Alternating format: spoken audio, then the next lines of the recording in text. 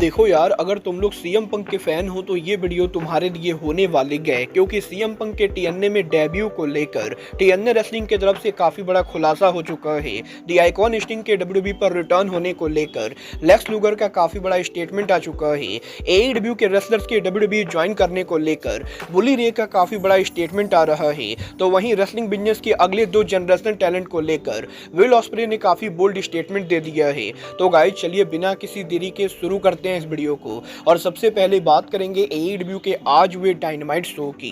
बात करें एईडब्ल्यू के आज हुए डायनामाइट शो की, तो गाइस ये बात तो हम सभी लोगों को मालूम है। आज यहाँ पर Wednesday night AEW dynamite show के ऊपर स्पीड बॉल माइक बेली ने फाइनली एईडब्ल्यू पर डेब्यू कर दिया है। और माइक बेली के एईडब्ल्यू के डेब्यू के ऊपर आज यहाँ पर वो 20 मोटेज को बीट करके एईडब्ल्यू के इंटरनेशनल चैंपियनशिप टूर्नामेंट के अगले राउंड में पहुंच चुके गए। और यही माइक बेली के डायनामाइट पर डेब्यू करने के बाद अब टोनी खान ने ऑफिशियल सोशल मीडिया के ऊपर ऑल एलीट का ग्राफिक जारी कर दिया है। और टोनी खान ने ऑफिशियली अनाउंस कर दिया है कि माइक बेली एईडब्ल्यू के साथ मल्टी ईयर का कॉन्ट्रैक्ट साइन कर चुके गए और बेली यहां पर आने वाले लंबे टाइम तक एईडब्ल्यू कंपनी के लिए काम करने वाले गए। देखना दिलचस्प होगा कि माइक बेली के एईडब्ल्यू को ज्वाइन करने के बाद आज से करीबन 3 महीनों के बाद एईडब्ल्यू के अंदर माइक बेली की पोजीशन क्या होती गए और क्या यहां पर माइक बेली एईडब्ल्यू के अंदर एईडब्ल्यू कंपनी के अंदर एक और जॉबर बनते गए या फिर माइक बेली एईडब्ल्यू के अंदर फ्यूचर स्टार बनते गए। बट गाइस जहां तक बात रही फ्यूचर स्टार की,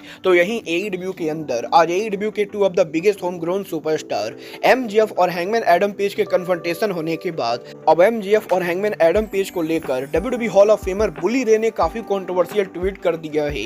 गाइस यहां पर आज एईडब्ल्यू डायनामाइट के ओवर होने के बाद बुली रे यहां पर सोशल मीडिया के ऊपर ट्वीट करते गए और बुली रे ट्वीट करके ये लिखते गए कि उन्हें यहां पर एईडब्ल्यू के बैक स्टेज के ऊपर आज यहां पर एमजेएफ और हैंगमैन एडम पेज का कन्फ्रंटेशन सेगमेंट काफी ज्यादा बढ़िया लगा। और बुली रे यहां पर इस चीज का वेट नहीं कर सकते गए कि कब यहां पर ये दोनों एईडब्ल्यू को छोड़कर डब्ल्यूडब्ल्यूई के ऊपर जाएंगे और डब्ल्यूडब्ल्यूई के अंदर जाकर इन्हें यहां पर राइट तरीका सीखने को मिलेगा कि रेसलिंग बिजनेस के अंदर स्टार कैसे बनते गए। और बुली रे यहां पर सोशल मीडिया के ऊपर डायरेक्टली यहां पर एईडब्ल्यू के 2 of the biggest home grown superstar MJF और हैंगमैन एडम पेज की तारीफ तो करते गए, बट साथ ही में बुली रे यहां पर ट्वीट के अंदर इन दोनों के डब्ल्यूडब्ल्यूई पर जाने को लेकर बात करते गए। और बुली रे ने डायरेक्टली ये लिखा है कि एमजेएफ और हैंगमैन एडम पेज को डब्ल्यूडब्ल्यूई के ऊपर जाना चाहिए, क्योंकि डब्ल्यूडब्ल्यूई कंपनी इन दोनों को सही तरीका सिखाएगी कि रेसलिंग बिजनेस के अंदर स्टार कैसे बना जाता है। और बिना बात के बुली रे के सोशल मीडिया पर अभी ट्वीट के बाद सुबह से ही बुली रे को सोशल मीडिया पर एईडब्ल्यू के फैंडम की तरफ से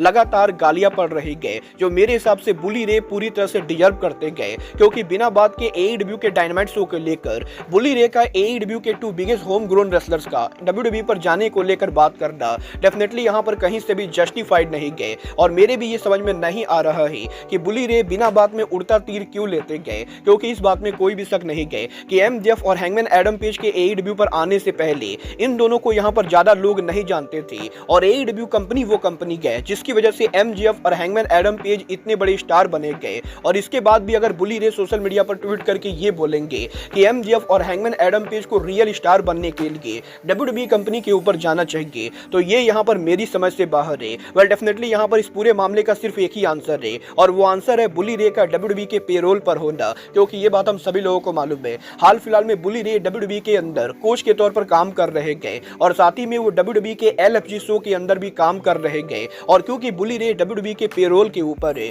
तो डेफिनेटली वो यहां पर डब्ल्यूडब्ल्यूई की तारीफ करने वाली बातें करेंगे, जो मेरे हिसाब से काफी हद तक जस्टिफाइड है। बट गाइस चलिए फिलहाल आगे बढ़ते और बात करते हैं एईडब्ल्यू सुपरस्टार दी आइकॉन स्टिंग की।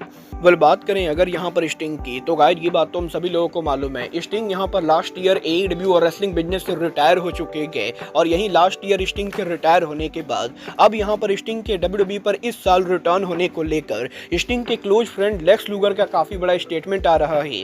गाइस यहाँ पर ये बात तो हम सभी लोगों को मालूम है, डब्ल्यूडब्ल्यूई ने इस साल यहाँ पर लेक्स लूगर को हॉल ऑफ फेमर बनाया है। और क्योंकि स्टिंग यहाँ पर लेक्स लूगर के रेसलिंग करियर का सबसे बड़ा हिस्सा रहे गए, तो इसीलिए लेक्स लूगर पर्सनली ये चाहते गए है कि WWE के अंदर जब यहाँ पर Lex Luger hall of famer बने तो इस साल लेक्स लूगर को स्टिंग और DDP के द्वारा हॉल ऑफ फेम के अंदर इंडक्ट किया जाए। और लेक्स लूगर पर्सनली ये चाहते गए कि WWE के हॉल ऑफ फेम 2025 के ऊपर द आइकॉन स्टिंग और DDP जैसे लीजेंड लेक्स लूगर को WWE के अंदर हॉल ऑफ फेम इंडक्ट करे, जिसका मतलब ये है कि स्टिंग को WWE के शो पर आना पड़ेगा। और अब ये देखना दिलचस्प होने वाला है कि क्या यहाँ पर टोनी खान स्टिंग को हॉल ऑफ फेम पर जाने की इजाजत देते हैं या नहीं।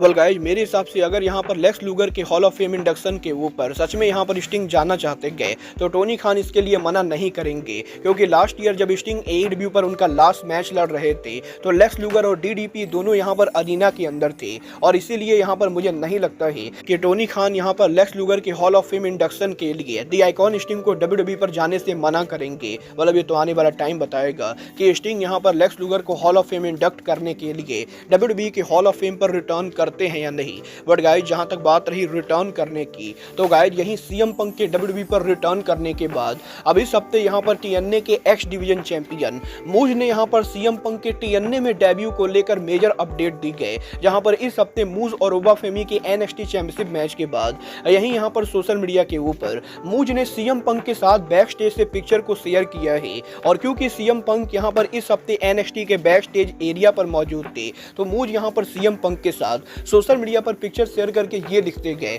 कि CM पंक रेसलिंग बिजनेस में मूज के one of the favourite wrestler है। और इंटरेस्टिंग बात ये है कि आज से कुछ सालों पहले जब मूज TNA के अंदर वर्ल्ड चैंपियन थे तो एक टाइम के ऊपर CM पंक के TNA में डेब्यू का प्लान तैयार हुआ था। और TNA रेसलिंग के अंदर जब मूज TNA के वर्ल्ड चैंपियन थे उस समय CM पंक TNA में आकर मूज के साथ स्टोरी लाइन के अंदर काम करने वाले थे। और CM पंक और मूज के बीच में TNA के अंदर ड्रीम मैच होने वाला था। और ये यहाँ पर सिर्फ कोई क्रिएटिव पिच ना होकर बल्कि 100% बनाया गया प्लान था। बट लास्ट मिनट के ऊपर कुछ अनसर्टेन रीजंस की वजह से CM पंक यहाँ पर TNA के ऊपर नहीं गए। बट मूज यहाँ पर इस चीज को लेकर काफी हैप्पी गए कि फाइनली यहाँ पर मूज को पंक से मिलने का मौका मिला। और वो ये होप करते गए कि फ्यूचर में उन्हें यहाँ पर पंक के साथ काम करने का मौका मिलेगा। वेल गाइस, मैं पर्सनली ये सुनकर काफी शौक हूँ कि सच में यहाँ पर CM पंक TNA पर जाने वाले थे, क्योंकि जिस समय मूज यहाँ पर TNA के अंदर वर्ल्ड चैंपियन थे उस समय CM पंक WWE के लिए काम भी नहीं करते थे। वेल देखना दिलचस्प होगा कि अब जबकि WWE TNA पार्टनरशिप के अंदर है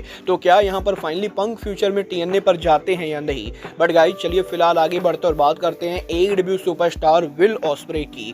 वेल इस हफ्ते विल ऑस्प्रे के लेटेस्ट इंटरव्यू के अंदर विल ऑस्प्रे ने इस जनरेशन के 2 बेस्ट रेसलर को लेकर बात की, जहां पर विल ऑस्प्रे का ये कहना है कि लास्ट 20 इयर्स के अंदर जो 2 रेसलर रिंग के अंदर सबसे ज्यादा बेहतरीन रेसलर है वो यहाँ पर ब्रायन डेनिसन और AJ स्टाइल है। और विल ऑस्प्रे का ये कहना है कि वो पर्सनली AJ स्टाइल और ब्रायन जैसे रेसलर्स को देखकर रेसलिंग बिजनेस के अंदर आने का फैसला किया था। और ऑस्प्रे को ये लगता है कि ब्रायन और AJ स्टाइल पिछले 20 साल के अंदर रिंग में compete करने वाले 2 सबसे ग्रेटेस्ट रेसलर है। और ब्रायन और AJ स्टाइल को देखकर काफी सारे यंग लोगों ने रेसलिंग बिजनेस को ज्वाइन करने का फैसला किया है। और विल ऑस्प्रे भी पर्सनली ब्रायन और AJ स्टाइल दोनों के बहुत ही बड़े फैन थे। और ऑस्प्रे ये बिलीव करते गए कि ब्रायन और AJ स्टाइल के बाद मॉडर्न एरा में जिन 2 रेसलर्स ने रेसलिंग बिजनेस के अंदर इन रिंग वर्क के द्वारा रेसलिंग बिजनेस में जनरेशन को हाइप किया है वो यहाँ पर विल ऑस्प्रे और केनी ओमेगा है। और विल ऑस्प्रे यहाँ पर पर्सनली ये बिलीव करते गए कि ब्रायन और AJ स्टाइल के बाद मॉडर्न एरा के अंदर केनी ओमेगा और विल ऑस्प्रे रिंग के अंदर जो सबसे बेहतरीन रेसलर है।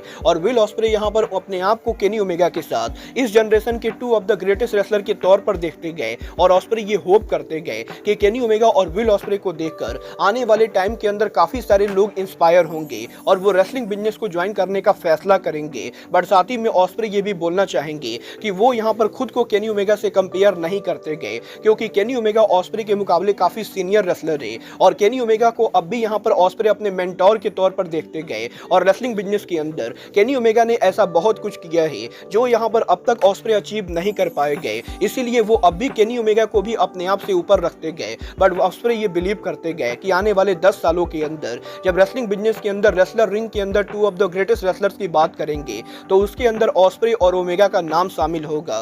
वेल आप यहाँ पर ऑस्प्रे की बातों से एग्री करते हो या नहीं, आप लोग मुझे कमेंट करके बताएंगे। बट गाइज, अब आज की इस वीडियो में बस इतना ही। मैं मिलता हूँ आपसे अपने अगले वीडियो में। बट गाइज, तब तक के लिए goodbye, good night and bang.